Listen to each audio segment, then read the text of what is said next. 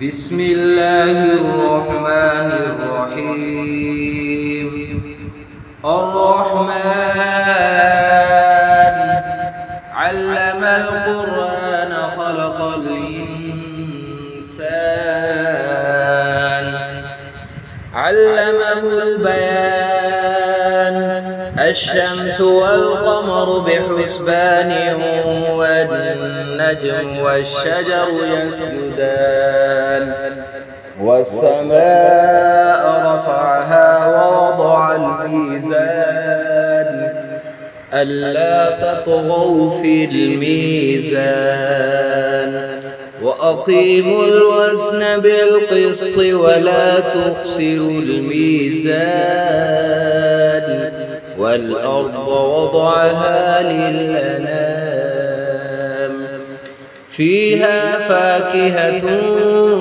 والنخل ذات الأكمام والحب ذو العصف والريحان فبأي آلاء ربكما تكذبان خلق الإنسان من صلصال كالفخار وخلق الجان من مارج من نار فبأي آلاء ربكما تكذبان رب المشرقين ورب المغربين فبأي آلاء ربكما تكذبان مرج البحرين يلتقيان بينهما برزخ لا يبغيان فبأي آلاء ربكما تكذبان يخرج منهما اللؤلؤ والمرجان فبأي آلاء ربكما تكذبان وله الجوار المنشآت في البحر كالأعلام فبأي آلاء ربكما تكذبان كل من عليها فان ويبقى وجه ربك ذو الجلال والإكرام فبأي آلاء ربكما تكذبان يسأله من في السماوات والأرض كل يوم هو في شأن فبأي آلاء ربكما تكذبان سنفرغ لكم أيها الثقلان فبأي آلاء ربكما تكذبان يا معشر الجن والإنس إن استطعتم أن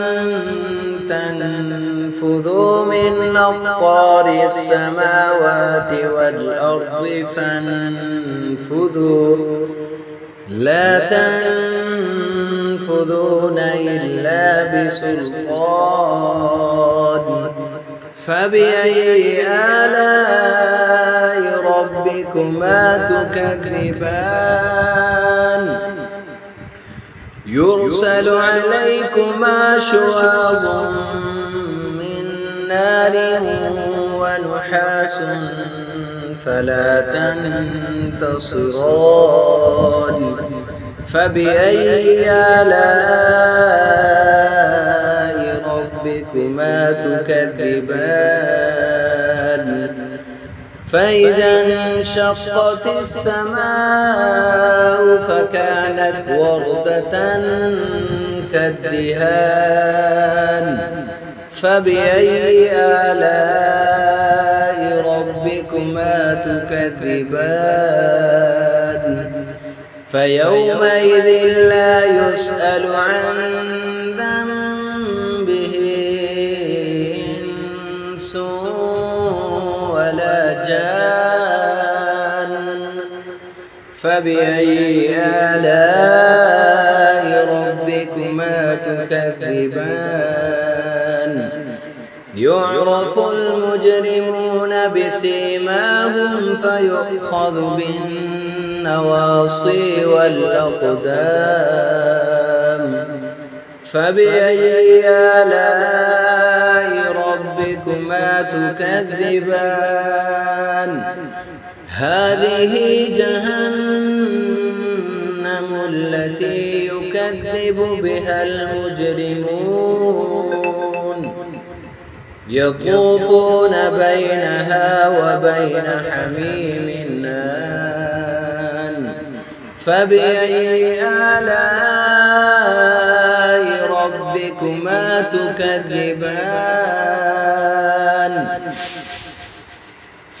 ولمن خاف مقام ربه جنتان فبأي آلاء ربكما تكذبان